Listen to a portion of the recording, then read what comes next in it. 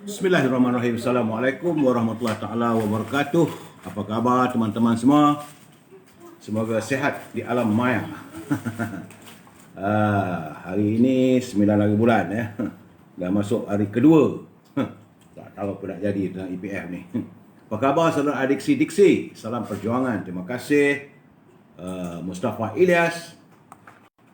Terima kasihlah sekuntum bunga merah, mawar merah Syarifuddin Syahari, Khairul Paklam. Yub, apa khabar Yub? Yub ni orang Perak lah tu ya. Suratman Muhammad, Syamsul Anwar Abdullah, Azlan Yusof, Mazuki Makno, Saudara Syukur Jamil, Ruby Din. Apa khabar Bi? Semoga sihat. Ruby hadir bersama dengan pasangannya ya. Saya mendoakan Ruby bahagia. Tunu Azwa, Zainuddin Tego, Halimah Musruh, Zubaidi Zabidi, Abu Hasan Abu Husain Abu, Syaful Megat, Encik Ahmad, Rosna Abdul, Hafazah Abu Bakar, Alis Adam Khalil, Nenek Porak, Syarifuddin Syahari, Dr. Ahmad Umazi. How are you, Dok? Saudara Fuad Rahman, dah makan belum? Teman hari ni makan apa ini, apa nama anak teman beli tadi tu? McDonald. Saudara Selamat Yatim, Anggrit Rimba, Amaluddin Segi, Samsul Anwar, Saudara Abdullah Bakar, Haji Azhar Manaf, Raja Kuala Kerai, Red Mat, Jai Ismail. Apa khabar Jai? Jai ya, Abdul Mujib, Markin Kama Ismail, Salbiah Omar, Albert Embai, Saleh Yahya, Zainal Idris, Detman, dari Syamsu. Terima kasih Hamidah Ahmad Som. Terima kasih atas doa saudara Ahmad Zuki Makki. Semoga kita semua sihat sejahtera ya. Kamu Awang, Jebat Derhaka. Jangan derhaka Jebat. Ada mana dia Habar Ali. Terima kasih saudara Muhammad Nazif, Ahmad Syahazah Muhammad, Syuhaila Osman, Zainab Ali, Samsudin Awang, Antuar CBT, Azmi Nordin, Joe Jembo, saudara Mak Faizal, Mak Poh. Apa khabar Mak Poh? Assalamualaikum saudara Mak Zulkifli Yaakob, Anwar Muhammad, Mariam Lian, saudara Fuad Rahman. Nasi lemak daun pisang, alhamdulillah sedap betul. Jangan banyak-banyak makan nasi saudara Fuad malam. Saudara Hashim Aliah, apa khabar orang Melaka?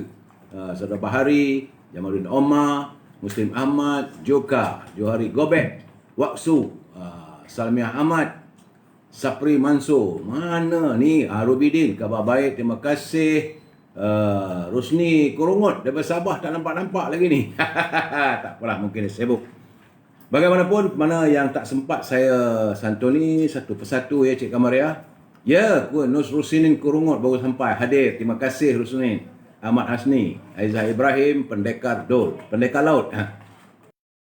Saya memberi pencerahan malam ini tentang kedudukan COVID-19.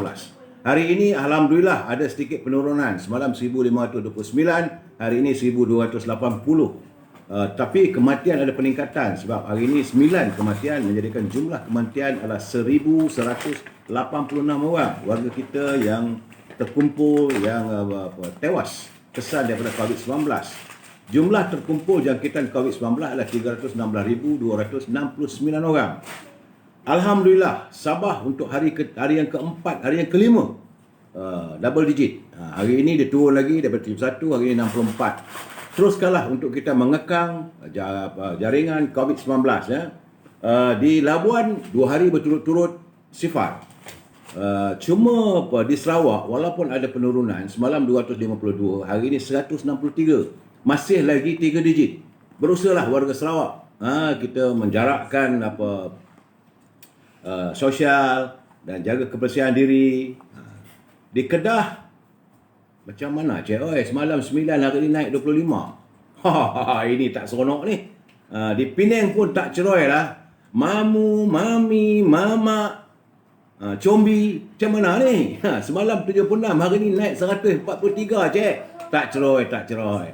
Usahakanlah supaya Penang juga dapat diturunkan macam mana di Perak. Perak dah tak ada kabar TB dah tu. Sebab semalam Perak 49, hari ni turun lagi 34. 2 angka dah 4 hari berturut-turut. Di Selangor juga turun. Semalam 726, hari ini 464. Cuma di wilayah Persekutuan dia naik balik. Semalam 71, hari ini 119.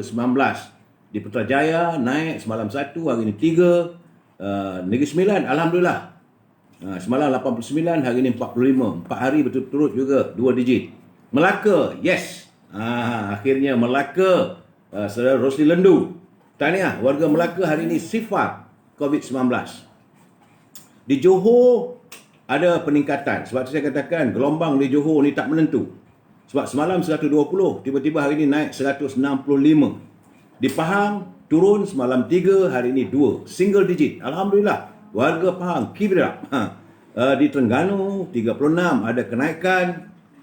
Di Kelantan double digit daripada 28, hari ini 16. Dan di Perlis nampak-nampak dah dekat sikit lagi. Sebab hari ini 1 jangkitan saja. Sikit lagi ya, apa ini saudara Pak Nazil, berusahalah kita warga Perlis untuk kita mengurangkan jangkitan ini dan kalau boleh sifar balik. Saudara jangan lupa e-commerce. E-commerce berhubunglah dengan Azhar 011 330 41241 untuk mengiklankan produk saudara. Produk saudara ya, bukan produk ambil dari luar negeri pergi suruh saya iklankan, saya tak nak. Saya nak yang saudara punya produk. Macam mana yang Ibu Azhar buat, iaitu rendang tok ataupun bolu berdal, ataupun boleh berhubung dengan Siti Fareha, menantu Temayuk. Siti Fareha 017 711 4300 711 4300. Bila berhubung dengan Siti Fareha, boleh mengiklankan produk saudara. Jangan lupa dendeng manis Siti Fareha. Memang sedap dan dia pun sibuk buatnya. Ataupun kalau saudara memerlukan di sekitar Lembah Kelang ini nakkan buah-buahan yang segar, yang lebih murah daripada pasaran, murah daripada supermarket, murah daripada pasar, berhubunglah dengan Shauki 012 357 5703. Buah-buahan segar, kizinis, Shauki ya. Saudara, bagi saudara yang ingin berniaga, ambillah kesempatan ini, iaitu peluang perniagaan daripada syarikat Sorricious Legacy, iaitu jus segar dari ladang, kepunyaan Siti Suraya dan Farhana Nasron. Ini bukan Siti Fareha, Siti Suraya. Siti Suraya dan Farhana Nasron untuk cordial, jus nenas dan rosette. Banyak khasiatnya. Jadi kalau saudara mau memesan produk itu, boleh berhubung dengan Siti Suraya ataupun Farhana Nasron di talian 03 6241 0786 62410786. Setakat itu saja e-commerce kita, dan kita santuni apa sabda junjungan daripada Abu Humaid As-Sa'idi berkata, Rasulullah SAW mengambil seorang lelaki dari suku Al-Asad bernama Ibnu Lutbiyah sebagai pekerja Amru dan Ibnu Abu Umar. Jadi berkata mereka mengupah, Nabi SAW mengupah lelaki tersebut untuk mengumpulkan harta zakat. Ketika lelaki tersebut menyerahkan zakat yang dikutip, dia berkata, zakat ini kuserahkan kepadamu Rasulullah, dan ini pemberian orang kepadaku, kata Abu Humaid. Jadi Rasulullah terus berkhutbah di atas mimbar. Setelah baginda memuji Allah, baginda menyatakan, adakah patut seorang petugas yang aku tugaskan untuk mengurus sesuatu tugas, dia berkata, ini untuk kamu dan ini hadiah orang kepadaku. Mengapa dia tidak duduk saja di rumah ibu bapanya menunggu orang menghantarkan hadiah kepadanya? Ya, sabda junjungan, demi Allah yang jiwaku berada di tangannya, tidaklah seseorang mengambil sesuatu daripadanya, itu harta, melainkan dia akan datang pada hari kiamat membawa di lehernya. Jika yang diambilnya seekor unta, maka unta itu bersuara. Jika orang itu mengambil seekor lembu, maka lembu itu pun juga bersuara. Ataupun jika dia mengambil seekor kambing, maka kambing itu pun bersuara. Kemudian baginda mengangkat kedua tangannya sehingga kami melihat putih kedua ketiaknya. Kemudian baginda bersabda, ya Allah, telah aku sampaikan. Jadi baginda mengatakan selamat sebanyak 2 kali ya. Ini adalah hadis riwayat Muslim, hadis yang ke-3413. Status hadis ini adalah hadis sahih. Pengajarannya, setiap pekerja yang diupah melakukan satu pekerjaan, menjadi kewajipan kepadanya melaksanakan pekerjaan tersebut dengan sebaik-baiknya. Jadi pekerja yang amanah dan jujur hanya akan mengambil upah yang diberi dan tidak sekali-kali mengkhianati. Panas ni hari ni saya ni. Minta lah kalau boleh buka aircon ke panas. Hari ni panas saudara ya. siapa yang mengambil yang lain daripada upah yang dibayar yang bukan haknya akan dipersoalkan di hari kiamat nanti. Ya, jadi Rasulullah SAW juga mengingatkan bahawa setiap harta kita akan dipersoalkan dari mana sumbernya dan ke mana dibelanjakan. Tidak berganjak dua kaki seorang hamba pada hari kiamat sehingga ditanya tentang hartanya dari mana diperolehi dan ke mana dibelanjakan. Ya, saudara, ingatlah kita jangan sesekali mengambil dan menerima yang bukan hak kita. Ingat saudara, negara rahmah, ummah sejahtera. Di situ adalah kiriman daripada Pertubuhan Ikram Malaysia Negeri Johor. Terima kasih warga Ikram. Untuk GKP tambahan mereka dah bayar ke? Tak tahulah saudara. Okey saudara, salam impian moratorium dan kumpulan wang simpanan pekerja RM10,000. Masuk hari kedua, semalam hari sepatutnya 8 hari bulan. Sepatutnya ada pengumuman. Saya tak dengar. Hari ini pun tak ada. Ya, tak tahulah kita apa nak jadi sekarang ni. Bersamalah kita menanti dan menanti bagaikan buah yang tak gugur, saudara ya. Baik. Tajuk perbincangan malam ini tentang islah kepimpinan kita, iaitu pintu parlimen tertutup. Pintu parlimen tertutup. Sebelum saya memberi pencerahan, kita santuni dulu pantun kiriman daripada Pak Nazil.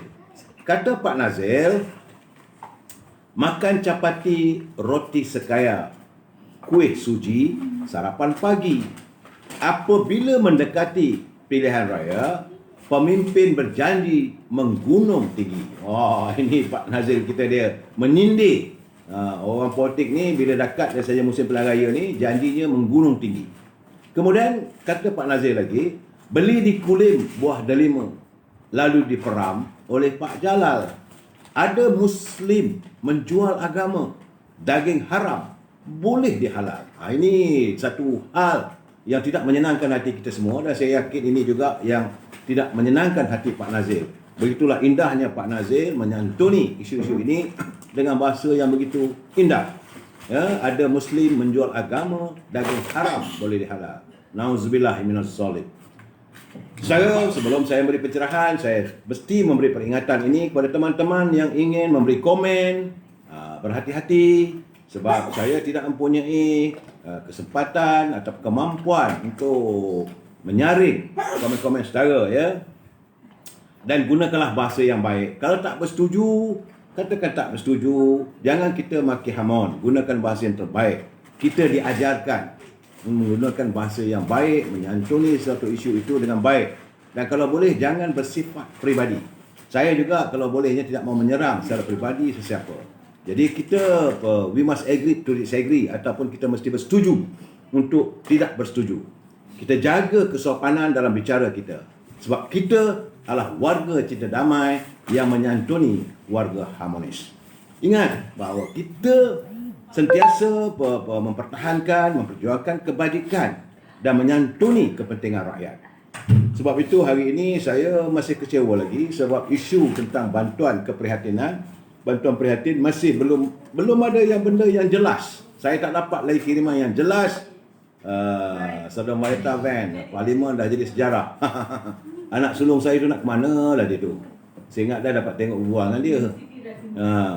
Maria nak ke mana Maria? Nak ke mana? Tak sempat berborak dengan papanya ya, tiap-tiap malam. Itulah kita habis papa duduk sembang dengan teman-teman. Itulah keadaan saya dengan anak-anak saya, dengan cucu-cucu saya menyantuni sama malam. Kita sebuah keluarga. Dan saudara, begitu juga tentang azab kita untuk menanti tentang moratorium. Tidak ada penjelasan. Saya memanglah bila sebut benda ini terbakar dada saya. Saya geram sangat-sangat kenapalah pimpinan yang tidak mahu menyantuni masalah rakyat. Begitu juga dengan kumpulan wang simpanan pekerja. Bukan duit mereka, duit kita, duit anda yang anda carum saban bulan. Hari ini anda susah nak mendapatkan pengeluaran.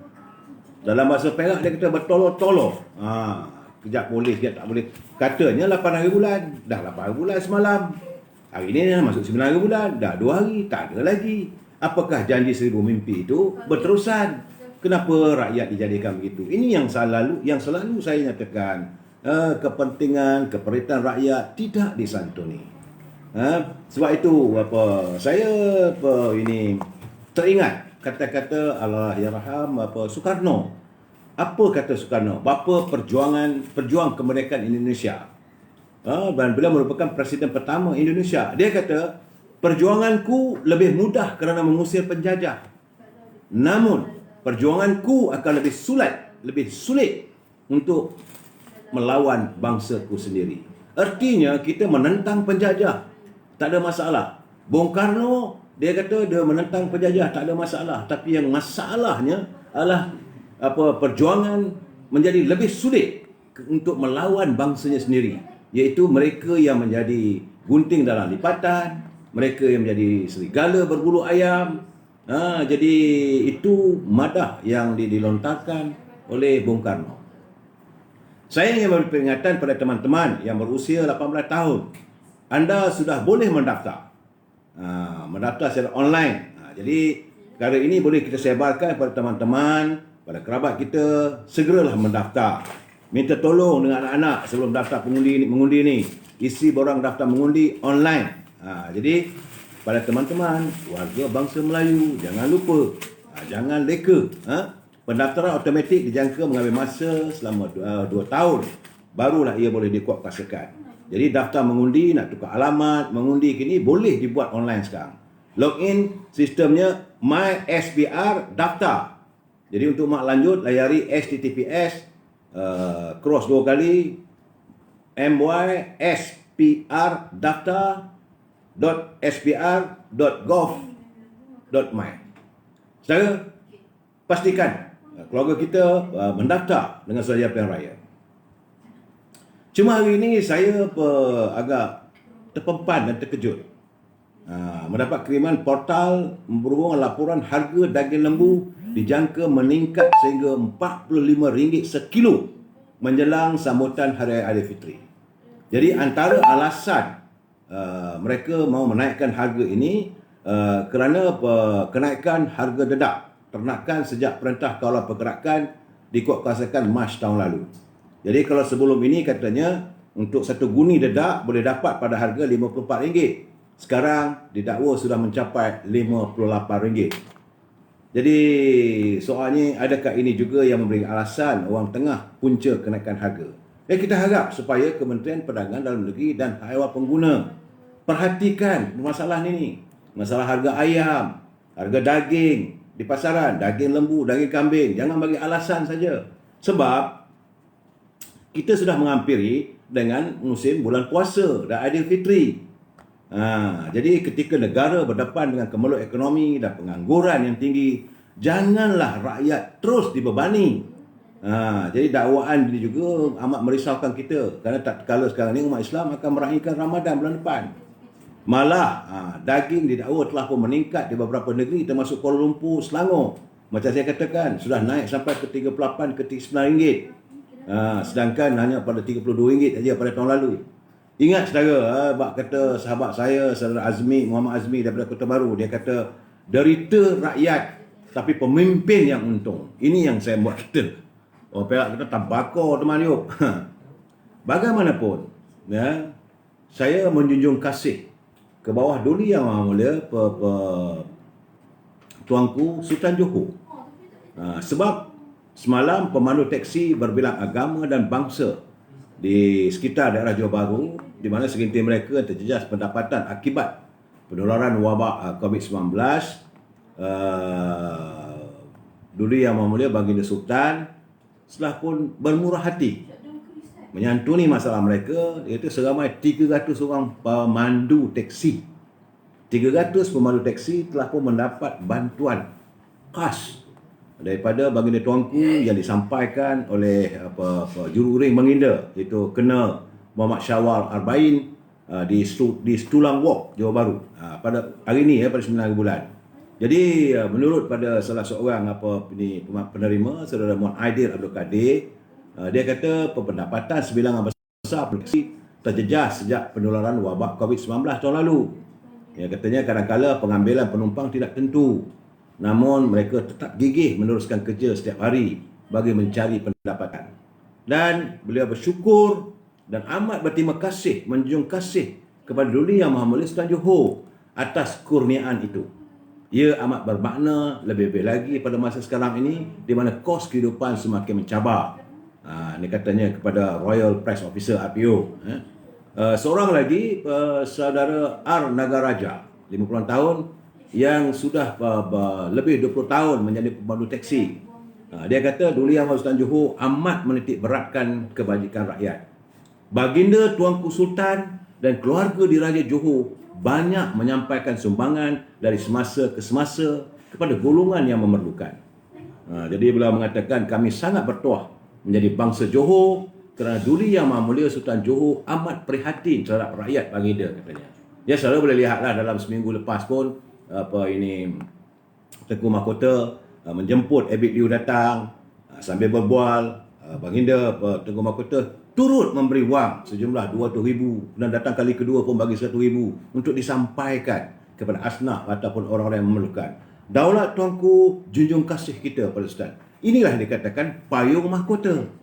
Kita berlindung di bawah payung mahkota Tuanku Raja kita. Sebab itu saya kalau orang cuba-cuba nak menyinggung istana, memang saya sebab kita sebenarnya ini negeri sultan, ini negeri raja, dan ini juga negeri kita.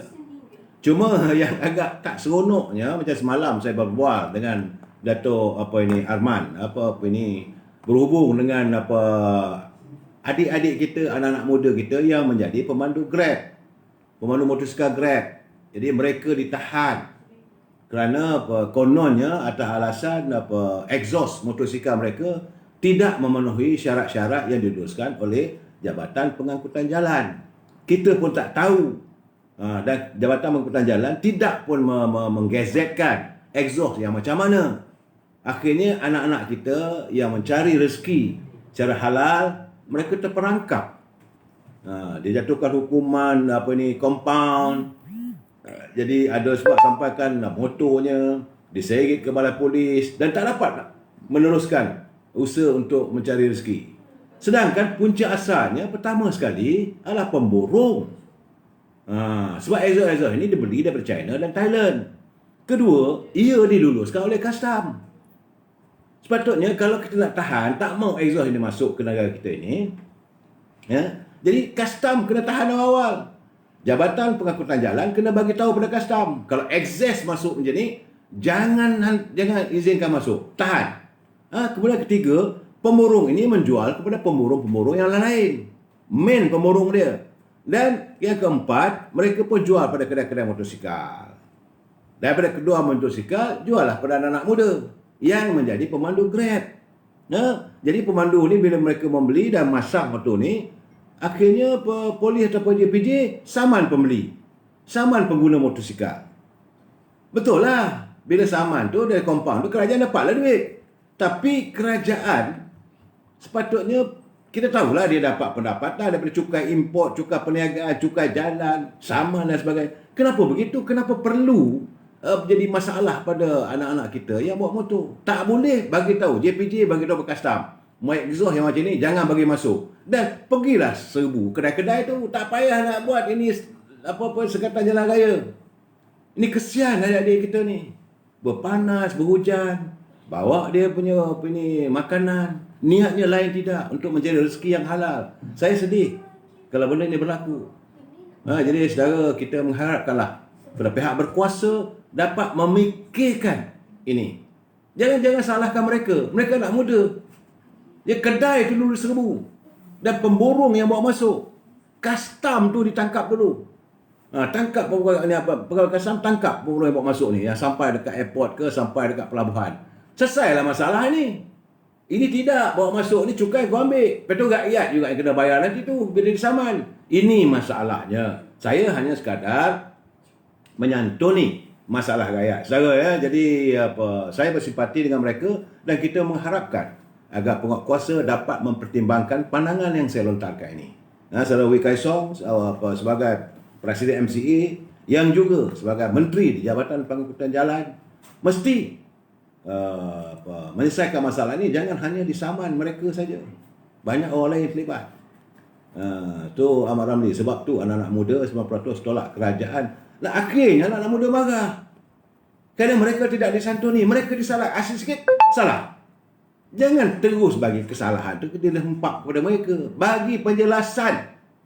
Kena diwawarkan melalui kaca TV, melalui berita, melalui media sosial. Kementerian Pengangkutan Jalan ingin mengumumkan motor-motor yang exhaustnya begini tidak dibenarkan berada jalan. Ini sebenarnya pihak polis dia mengikut sebab mereka penguatkuasa undang-undang. Ya, jadi asal datang daripada JPJ.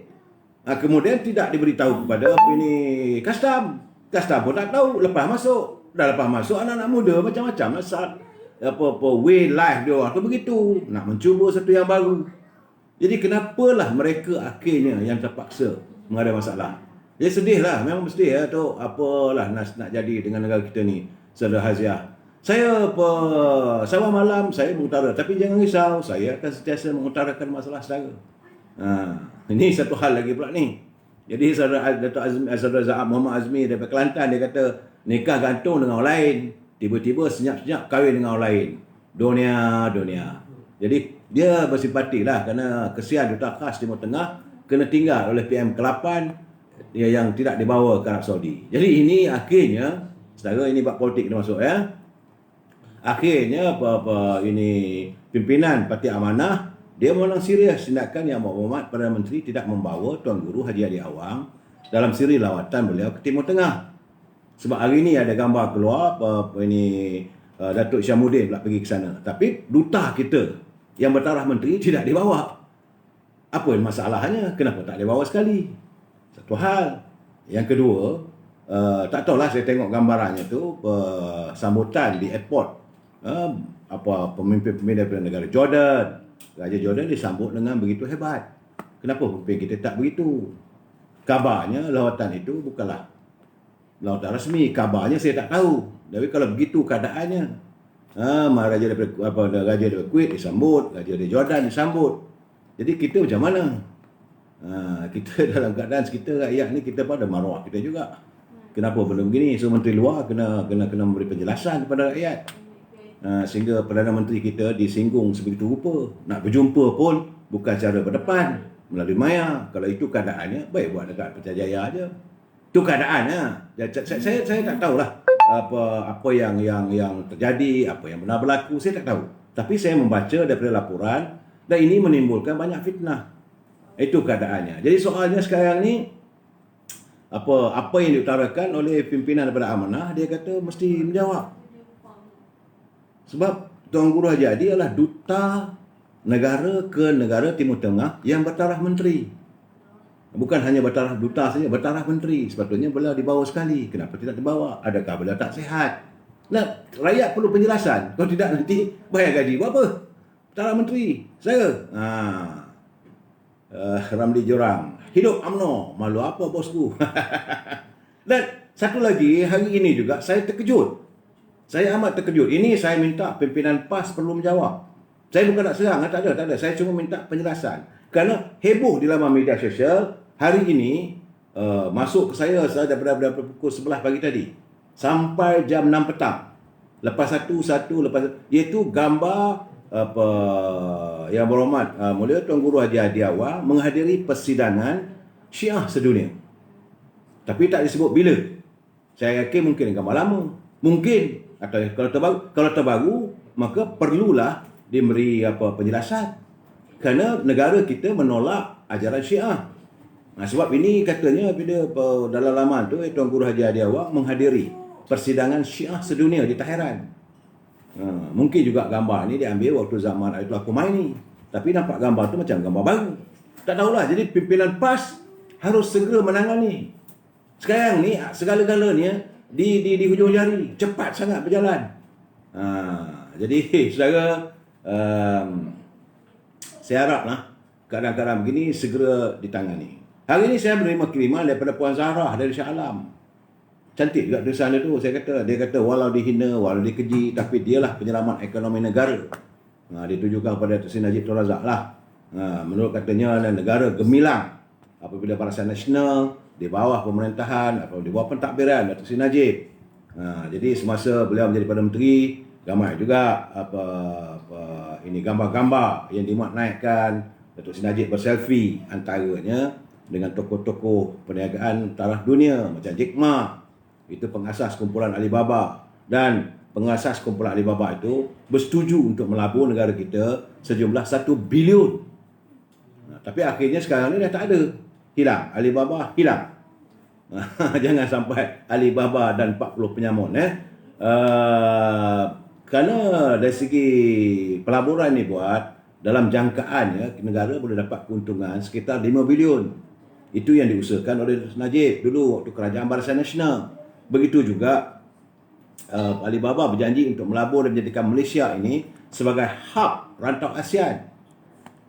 Walaupun waktu itu negara Singapura melobi Jack Ma untuk dijadikan Singapura itu sebagai tempat ataupun center ataupun pusat hub untuk rantau ASEAN. Tapi akhirnya beliau memilih Malaysia. Hari ini sudah hilang. Begitu juga dengan Raja Arab Saudi. Itu Raja Salman yang sekarang ni lah. Mungkin sebab itu mak dia tak nak berjumpa ke, tak tahulah saya. Raja Salman bersetuju bahawa syarikat Aramco, syarikat minyak terbesar dunia, syarikat Aramco zaman Datuk Seri Najib bersama dengan Barisan Nasional dulu, Aramco bersetuju untuk melabur sejumlah 7 bilion USD. Artinya kalau sekarang ni kalau dia lebih kurang dalam 27 bilion pelaburan di Rapid Pengerang. Tahun 2017 lah. Tapi hari ini tak tahu apa jadi dengan Aramco ni, masih berkekalan lagi kita tak tahu. Mungkin juga Tan Sri Perdana Menteri berhubung pergi jumpa, mungkin nak bincang tentang Aramco ni. Mungkin baginda Zat kecil hati sebab kerusi yang disediakan, kerusi kajian apa semua ditiadakan. Ni masalah kita. Malahan masa ini pengasas Facebook yang kita layari sekarang, iaitu pengasas Facebook Mark Zuckerberg, dan FB bersetuju untuk membuka pejabat mereka di Malaysia. Dan kerana sedangkan waktu itu kita tak terfikir pun pentingnya pelayaran pelayar FB. Tapi akhirnya FB itu digunakan untuk menjatuhkan kerajaan, dan kabarnya semua mereka sudah lari ke Indonesia. Dan inilah nasib malang kita. Sesuatu yang diusulkan, yang diasaskan, akhirnya hilang. Saya tak tahulah apa nak cakap. Saudara, penyatuan ummah. Ini kita bercakap soal penyatuan ummah. Kita sekarang ni hampir pilihan raya katanya. Jadi jangan lupa ya, penyatuan ummah dibina melalui persepakatan dua buah parti politik terbesar di negara ini, iaitu UMNO dan PAS. Penyatuan ummah tidak dibina melalui tawar-menawar jawatan ataupun surukan atau urutan. Jadi sebab itulah semalam UMNO dan PAS Selangor mengambil keputusan menolak pelantikan dalam penggerak komuniti tempatan yang ditawarkan oleh Kementerian Perumahan dan Kerajaan Tempatan. UMNO dan PAS telah memberi syarat bahawa mereka tidak senang dengan jawatan itu yang digunakan untuk tawar-menawar. UMNO dan PAS Selangor berpendapat bahawa jawatan dalam kerajaan bukan bertujuan untuk tawar-menawar, tetapi adalah untuk menjaga kebajikan rakyat. Ia tidak boleh digunakan untuk kepentingan politik pihak tertentu. Itu kenyataan ketua pengurusi perhubungan UMNO Selangor, Tan Sri Nur Umar, dan juga pengurusi Suruhanjaya PAS. Jadi dalam keadaan begini, usai pertemuan tersebut, Datuk Dr. Ahmad Yunus, beliau sebagai pengurusi perhubungan PAS, menolak sama sekali. Sebab bagi PAS dan UMNO di Selangor, mereka sudah memeterai satu bentuk perjanjian piagam, bagaimana piagam muafakat nasional untuk menghadapi pilihan akan datang. PAS dengan UMNO satu. Tapi sebab itulah apa saya ketawa juga ni bila saya membaca tulisan daripada sahabat kita, iaitu pengarah pilihan raya UMNO Datuk Seri Tajuddin Rahman. Dia kata parti Islam itu PAS secara jelas tidak boleh berkempen untuk bersatu di mana-mana kawasan yang bertembung dengan calon UMNO. UMNO tak ada masalah dengan PAS katanya. Kalau PAS nak sokong parti Pribumi Bersatu pun tak ada masalah pada kita. Tapi katanya jangan menyusahkan UMNO. Nampak garang Dr. J ni. Kita memang nak bekerjasama dengan PAS katanya. Dia dengan Bersatu itu masalah dia. PAS nak tarik diri sokongan Bersatu itu pun masalah dia. Tapi PAS dengan kita janganlah berpecah, itu harapannya. Mungkin ada formula yang dia bersama dengan Bersatu tapi tak susahkan UMNO. Itu dia kata mungkin ada formula dia dengan Bersatu, masalah mereka. Di mana UMNO bertanding, jangan pula PAS tolong Bersatu untuk bantai kita. Tok Tajuddin juga kata ini adalah sebagai mengulas kenyataan daripada Datuk Seri Tuan Ibrahim Tuan Man yang menjelaskan bahawa parti Islam itu tetap akan bekerjasama dengan UMNO dalam muafakat nasional. Jadi kita mengharapkan biarlah terlaksana sepenuhnya. Kalau kita ingat UMNO adalah sebuah perjuangan. Jadi kita harus menjaga perjuangan UMNO ini. UMNO tak lain tak bukanlah perjuangan rakyat. Okey saudara, hari ini kita nak bicara tentang isu terbesar hari ini yang saya sendiri pun tergamam, terkejut apabila tiba-tiba saja timbalan speaker Yang Berhormat Datuk Rashid Kasnon menyatakan bahawa Parlimen hanya boleh bersidang setelah notis dikeluarkan bagi tempoh 28 hari. Yang itu memang tak ada masalah. Memang saya bersetuju, itulah cara-cara pentadbiran kita dari dulu dan sampai bila-bila. Sebelum persidangan Parlimen nak diadakan, mesti ada notis, memanggil dan pemberitahuan kepada ahli-ahli Parlimen bahawa Parlimen akan bersidang dalam tempoh 28 hari. Dia tak boleh nak buat minggu depan terus panggil, tak boleh. Jadi supaya ahli-ahli Parlimen ini dapat bersiap sedia. Pertama sekali mereka akan menghantar persoalan, jawapan mulut, jawapan bertulis. Dalam tempoh 14 hari itu, tiap-tiap ahli Parlimen mereka akan menghantar soalan-soalan kepada Setiausaha Parlimen. Apakah soalan-soalan yang dikemukakan ditujukan kepada menteri? Sebagai contoh, ahli Parlimen Lembah Pantai bertanya Menteri Kewangan, apakah bayaran prihatin dibayar sepenuhnya? Stop. Dia tak boleh lebih daripada 20 perkataan. Ini untuk pengetahuan saudara ya. Tiap-tiap ahli Parlimen dia akan menghantar soalan itu 14 hari. Selepas dapat notis persidangan nak diadakan, mereka akan menghantar soalan. Ini dipanggil soalan mulut untuk dijawab oleh menteri. Dia akan tulis tu ahli Parlimen Lembah Pantai. Tak sebut nama pun. Bertanya kepada siapa? Menteri Kewangan. Ataupun ahli Parlimen Kota Raja. Bertanya pada menteri di Jabatan Perdana Menteri berhubung dengan status halal makanan. Jadi menteri-menteri pula dia diberi tempoh selama 14 hari itu untuk menjawab. Jadi mereka bersiap sedia. Inilah pentingnya Parlimen itu bersidang. Tapi kalau Parlimen tak bersidang, tak boleh. Cuma bila saya terkejut tadi, bila dia kata, ia mesti mendapat arahan daripada Ketua Eksekutif. Ketua Eksekutif itu ialah Perdana Menteri. Memang saya katakan, berkali-kali saya katakan, kita ni negara kita ditakbir oleh 3 separation of power ataupun pembahagian kuasa. Eksekutif, legislatif dan judiciary. Yang antara satu tak boleh campur. Jadi Ketua Eksekutif adalah Perdana Menteri. Ketua Legislatif adalah Speaker. Ketua Judiciary adalah Ketua Hakim. Ini pembahagian kuasa. Tak boleh sebagaimana. Sebab itu bila saya tengok apa yang dilakukan oleh Peguam Bela pada Datuk Seri Zahid Hamidi, dia membuat laporan polis. Kalau benarlah apa yang diputuskan dalam mesyuarat, saya kita tak tahu benda itu betul tak betul. Datuk Hamzah Zainuddin dia menafikan dan mereka sedang mencari siapa yang menyebarkan kenyataan tersebut. Apabila dikatakan bahawa kerajaan akan meminta supaya AG ataupun Peguam Negara dan Badan Kehakiman mengenakan tekanan terhadap ahli-ahli Parlimen daripada UMNO Barisan Nasional. Kerana sudah ada usaha untuk memutuskan hubungan antara kedua parti tersebut. Jadi kalau ini berlaku, memang ini bercanggah dengan prinsip demokrasi, prinsip pembentukan negara kita berdasarkan kepada 3 cabang. Cabang eksekutif, legislatif dan judiciary. Ya. Dan dalam keadaan begini, saudara, menjadi persoalan pada saya, dia kata mesti mendapat arahan ketua eksekutif. Mana boleh, sepatutnya parlimen nak bersidang, speaker lah. Speaker yang akan menghantar notis. Perlu apa pula ada arahan daripada ketua eksekutif? Sekarang ni pula ketua eksekutif berada di luar negara. Dan tempohnya katanya 2 minggu. Kita tak tahu bila nak balik. Barang dijauhkan Allah.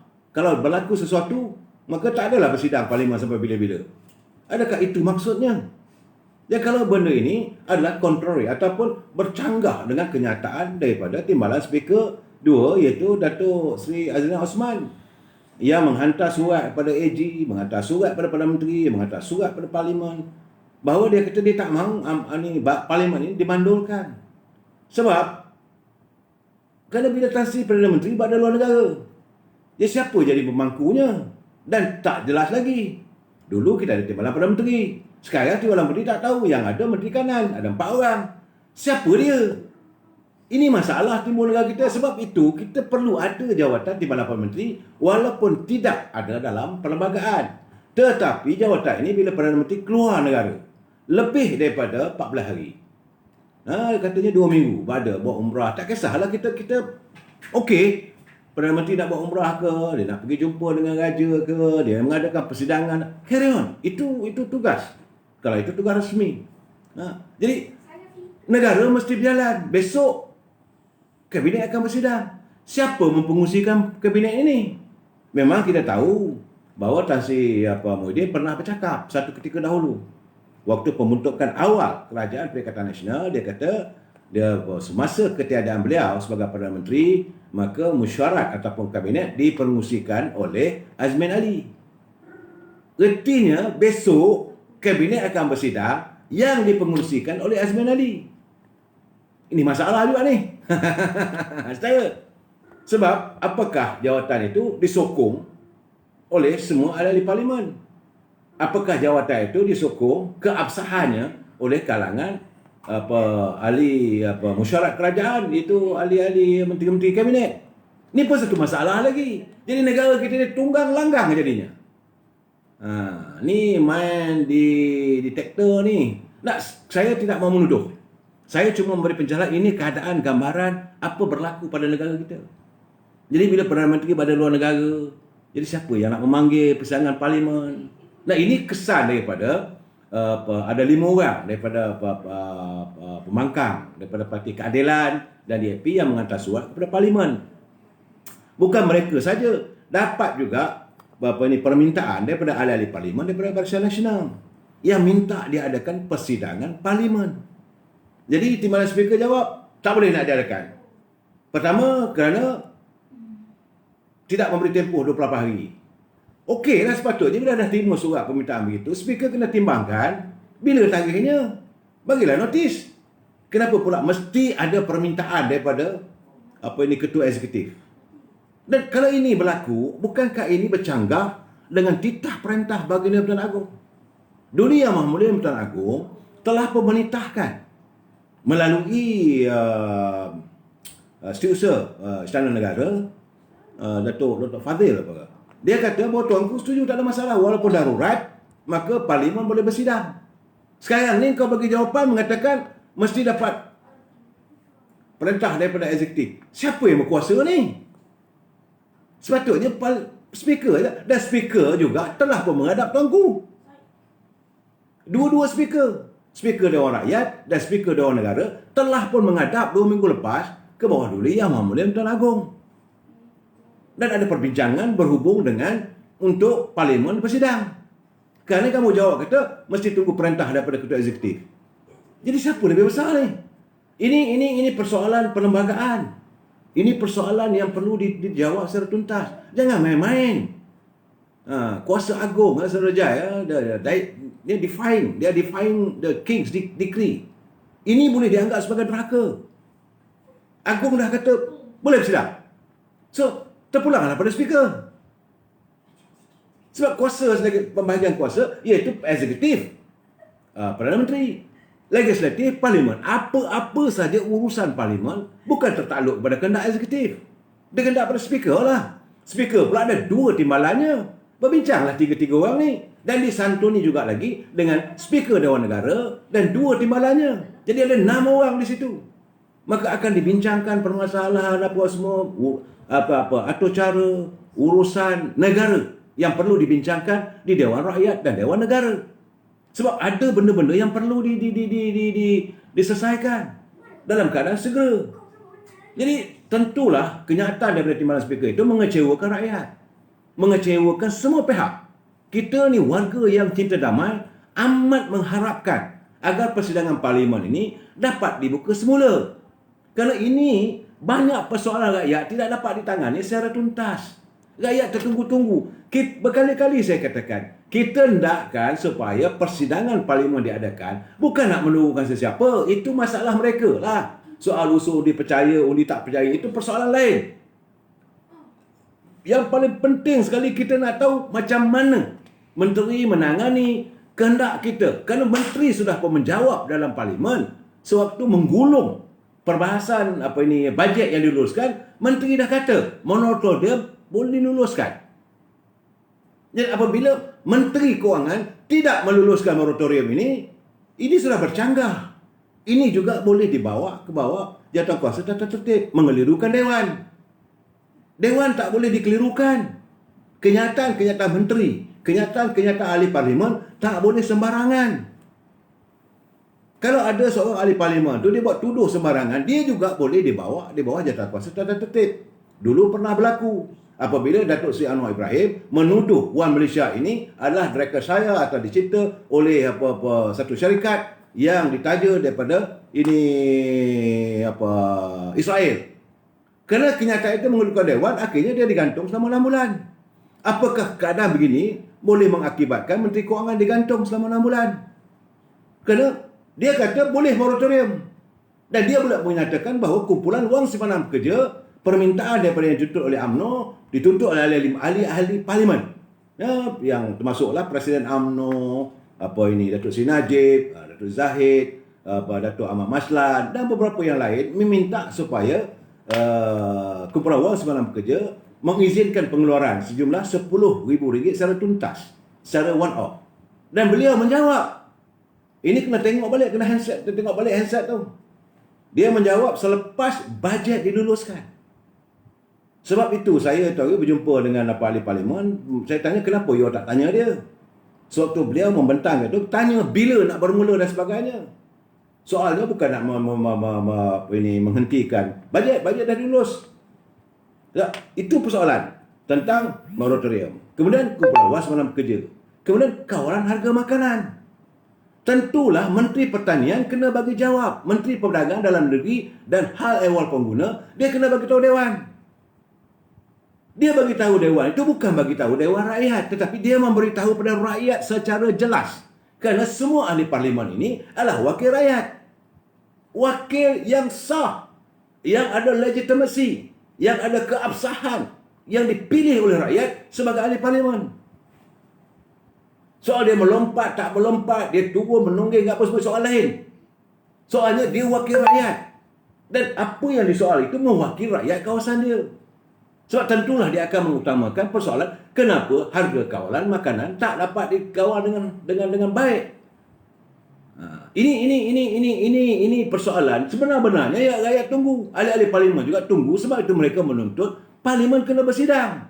Selagi parlimen tidak bersidang, sampai bila pun persoalan harga barang ini tak dapat dijawab. Dan saya boleh melontarkan persoalan ini dalam saya punya live. Tetapi saya nak jelaskan bahawa kalau perkara ini dibawa dalam parlimen, dan bolehlah ahli-ahli parlimen mengatakan kenapa yang berhormat Menteri Perdagangan dalam Negeri, Menteri Perdagangan dalam Negeri dan Hak Ehwal Pengguna tidak menggunakan dekri negara dalam keadaan darurat ini untuk meletakkan harga ceiling setiap barang makanan. Dan ini akan dibawa oleh ahli parlimen sebagai wakil rakyat. Dan menteri kena jawab. Kalau dia kata dengan ini saya bersetuju dengan pandangan Yang Berhormat, maka jadilah itu sebagai dasar negara, dasar pemerintahan negara. Bila dia dasar, bolehlah kita berlapang dada sekejap, tarik nafas, lega dah, tak adalah ini tak tentu, tidak menentu sekarang ni. Macam tadi saya katakan tadi, harga daging nak datang bulan puasa, akan mencanak naik lagi. Itu dari segi daging, macam mana harga pulut, macam mana harga gula, macam mana harga telur, macam mana harga minyak. Banyak.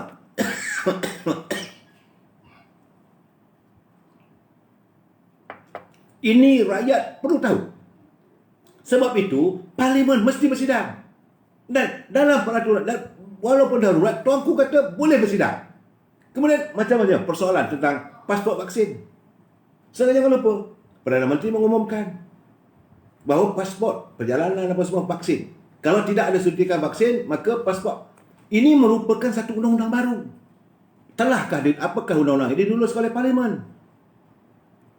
Parlimen perlu memperhalusi. Macam mana tentang anugerah kontrak.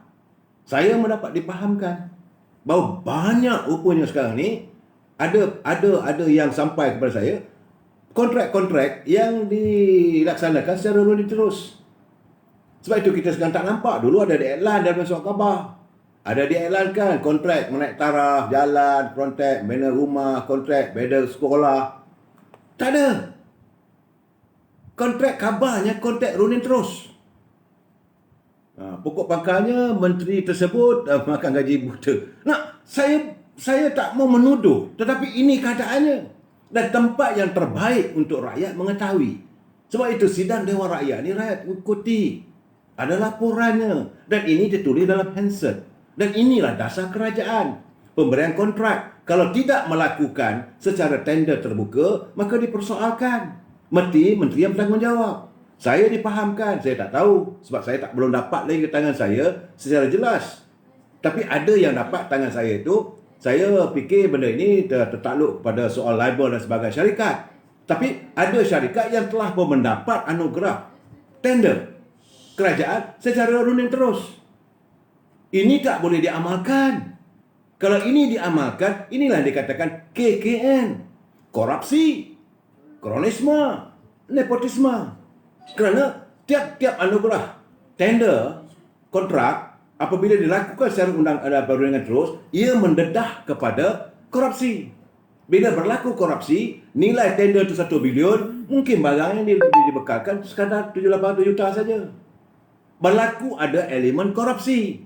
Kita menentang korupsi. Ini salah. Begitu juga, okey?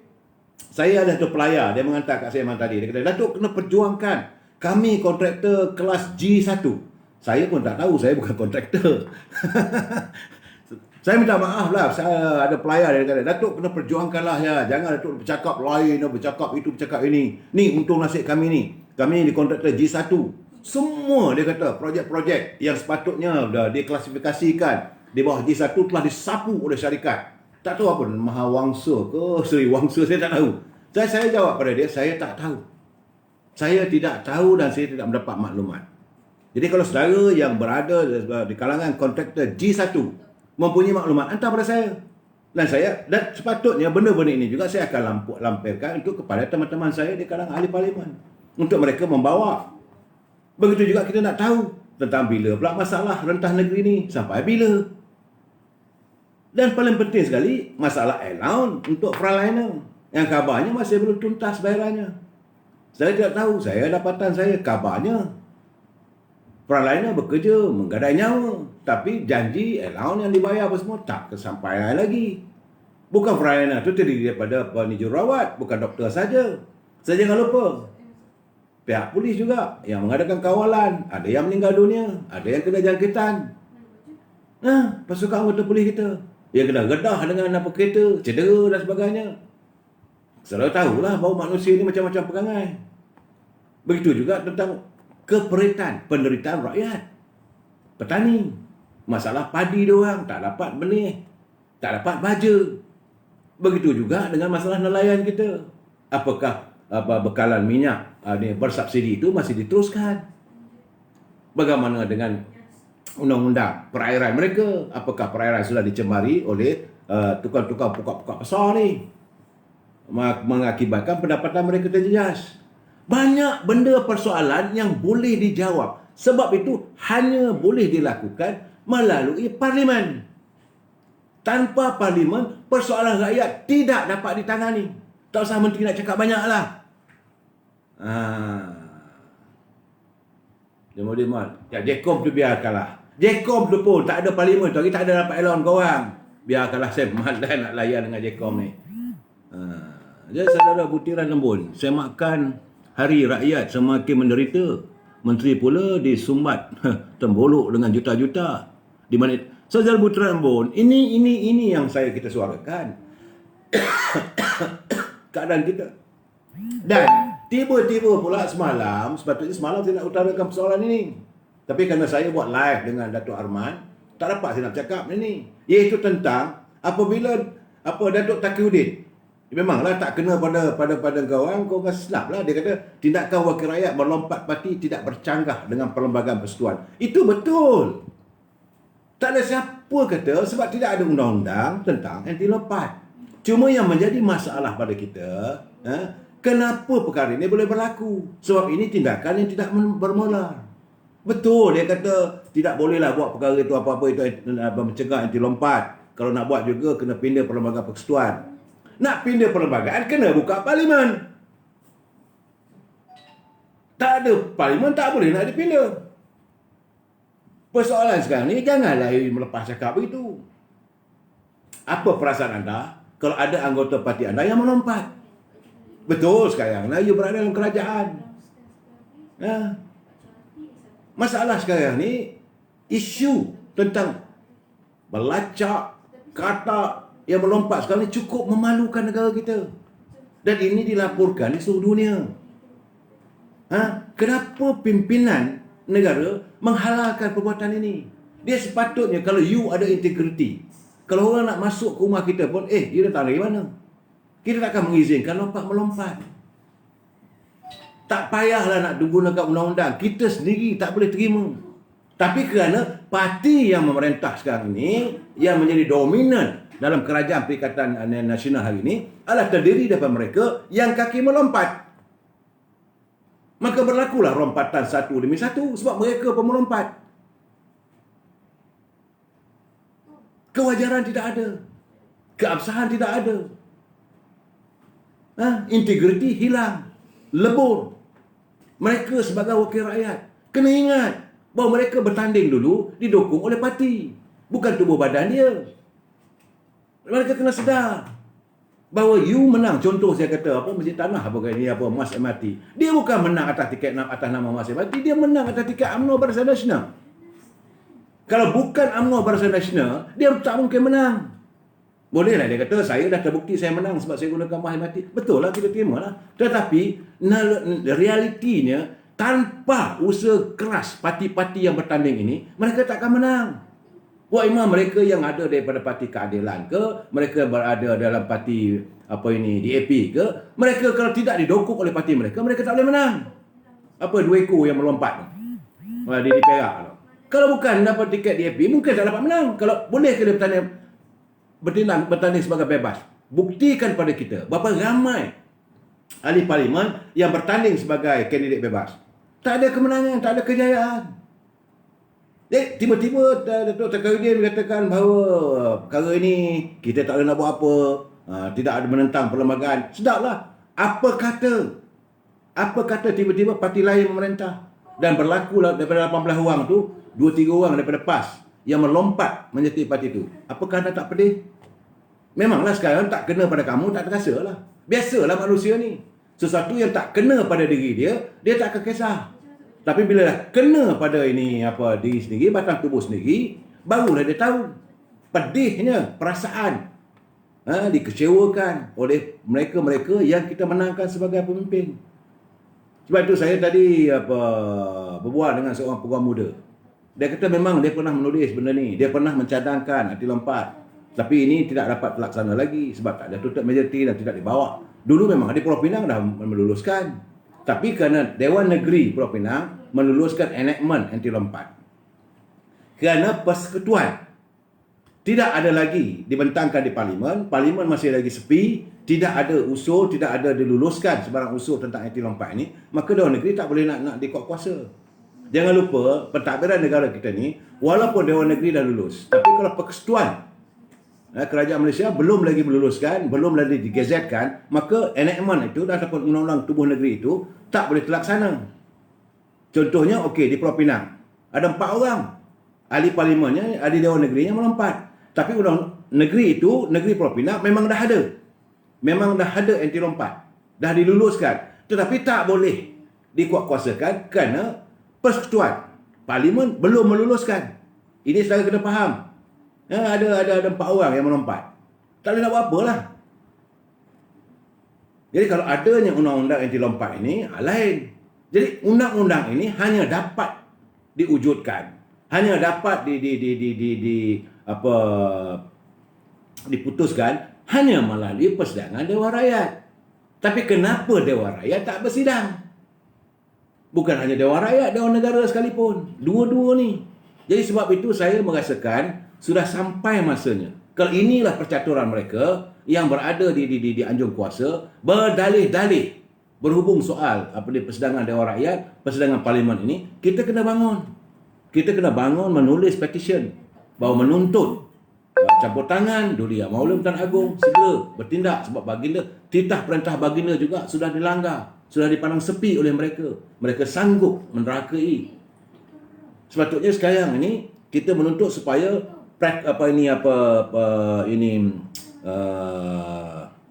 pengasingan kuasa ini dilaksanakan sepenuhnya. Eksekutif dengan cara eksekutif, legislatif, judiciary cara judiciary. Jadi sepatutnya negara kita ini, kita warga cinta damai, kita menuntut supaya perlembagaan negara ini dihormati dan disanjung serta didukung to the fullest. Kita tidak akan berganjak dengan keputusan kita. Jangan sekali-kali kita mempermainkan perlembagaan. Jangan sesekali kita menderhaka dengan raja. Bagi kita, siapa yang cuba menentang perlembagaan negara, siapa yang cuba menggambarkan unsur-unsur penderahakan terhadap raja kita, maka mereka ini akan kita sonsong.